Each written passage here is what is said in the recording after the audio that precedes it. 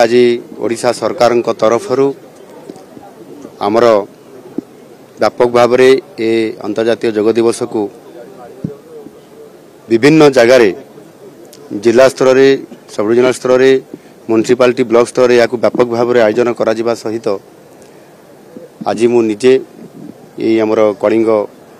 stadium premises भितर आज यहाँ आम आयोजन करूँ निजे उपस्थित रही कार्यक्रम में सामिल होमर क्रीड़ा मंत्री सूर्यवंशी सुरेश समेत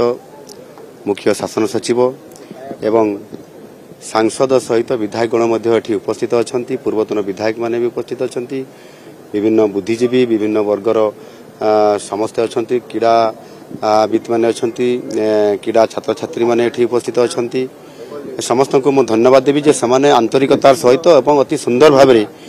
ये योग दिवस रे उपस्थित रही योगाभ्यास करिसेंती एवं गोटे भल वार्ता देइसेंती नुआ ओडिशा रे नुआ आशा एवं उद्दीपना नेकरी ये जो भव्य दिव्य कार्यक्रम आज करागला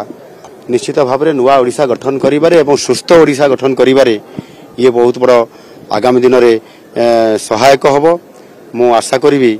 जे ये जो योग निज शरीर सुस्थ पाई एवं समाज पाई ये जो गोटे मुख्य प्रसंग विषय कि आज आसी ताकू ये वर्ष तमाम या किभली भाव में लोकों पाखक पहुंची पार व्यापक भाव में जनसचेतनता करा आम सरकार सचेतन रहा सहित